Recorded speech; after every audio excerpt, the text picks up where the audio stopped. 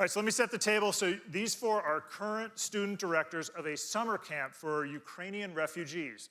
This camp was actually founded by St. Luke's alums Izzy Levi and Charlie Lukens, and is advised by upper school history teacher Lauren Molesky.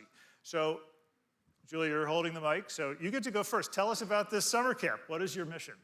Our mission is to create a welcoming, supportive environment in which Ukrainian refugee children feel safe, valued, and cared for, while also giving St. Luke students the chance to connect across cultures and make a real difference through service.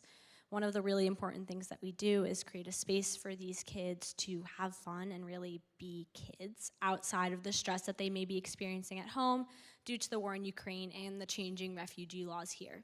Wow, that's amazing. And so how has this camp grown since it was launched? So it's grown in really two main ways. The first year we had the first 2 years the camp only ran for 1 week, and this past year it ran for 2 weeks, which was really exciting in and of itself. In the first year the camp ran, we had about 16 campers, and this past year we had 48.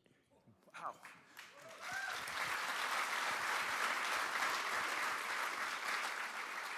So double the time, more than double the campers. That's amazing growth. Let's turn it over to Iris. So according to Ms. Molesky, the four of you truly run this program. So can you tell us how you approach all this work? Yeah, so we created this chart to kind of help us plan and figure things out. You can see at the top is Ms. Molesky, and Ms. Molesky is really in charge of overseeing important necessities for the camp, like managing funding, grants, and also relationships with different stakeholders. Then you can see towards the middle of the chart are our student directors, which is us. And the student directors are really in charge of the operations within the camp, including budgeting and scheduling. And then below the directors are the 6 different cohorts. The cohorts are separated by age group. And there is about 1 or 2 team leaders in each cohort, and then about 3 counselors in each cohort. So that's quite an org chart, and as I'm looking at it, I'm looking at a staff of 25, 30 people. Are they all St. Luke's students? So far, yes. If you are a freshman, sophomore, or junior, you can apply to be a part of the camp, and it is a pretty selective process. But if you are accepted, you will enter as either a counselor or as a team leader. Then after kind of having that valuable experience, you can come back 1 or 2 years later and apply to be a director. And what's really cool about the whole director process is that the outgoing directors spend the winter mentoring the new ones so that institutional memory is kind of preserved and so that the new directors know what to expect going into the camp. And then also starting this year, some of our Ukrainian campers who are 16 or older will be able to join us as counselors for the camp, which is really cool because we'll get to work alongside them and kind of learn from each other. And we hope it's also a good experience for some of our new campers to see someone who's been through similar challenges as them in a leadership position. That's amazing. And so it's competitive, though. Lots of students apply. How many students apply for this every year? So the first year we had about 25 applications. And then last year we had about 35. This year we're anticipating about 40. It's like getting into college. That's amazing. So we'll get Emily back out here. Let's turn it over to Makeda. Makeda, tell us about your area of focus.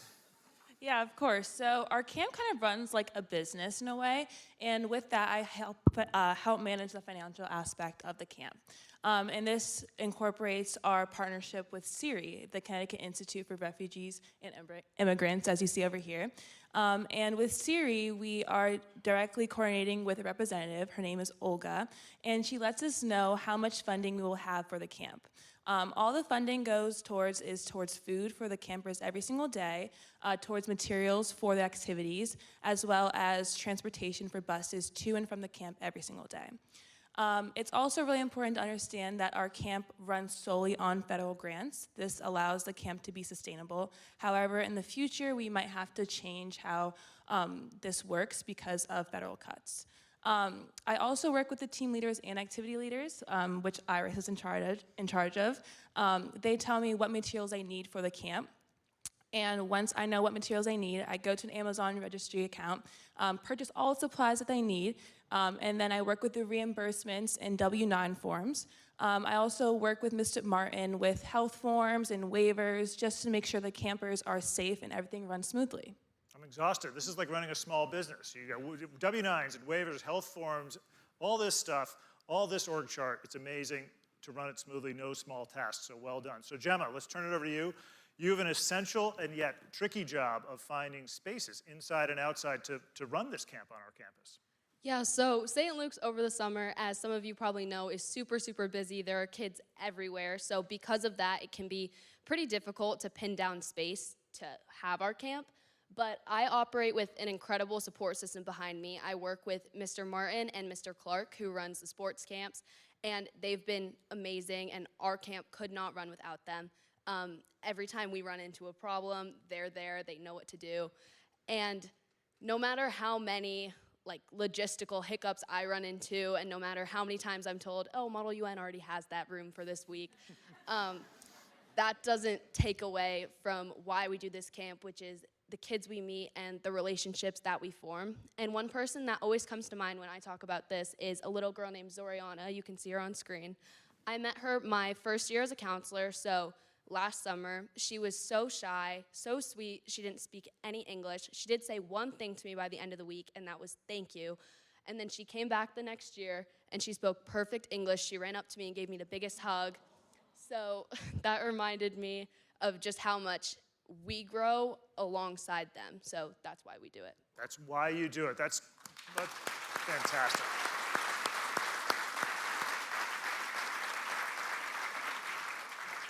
All right, so we got your perspective. I think we need to go down and get some other perspectives on the why. How about back to Julia?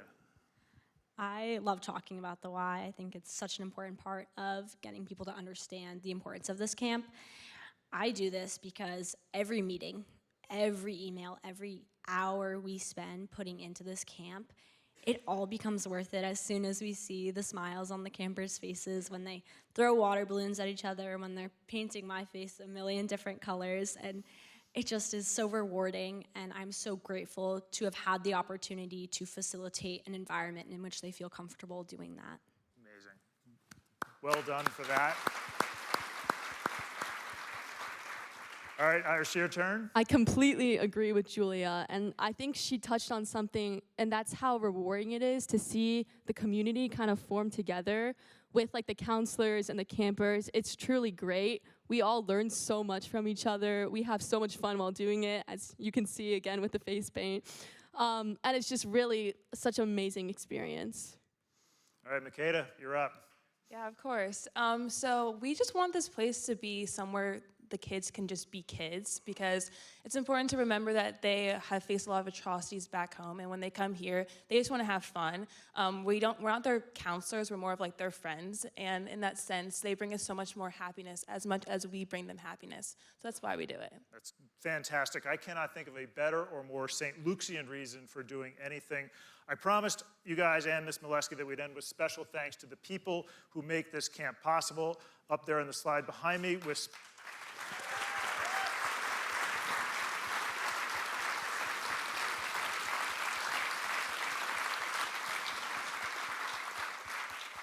And with special kudos to our Flick friends and Patrick Sullivan, who found a way to feed all these campers and make the camp possible. We are grateful to all of them, and we are grateful to you guys for living the St. Luke's mission by leading with humanity. Thank you very much.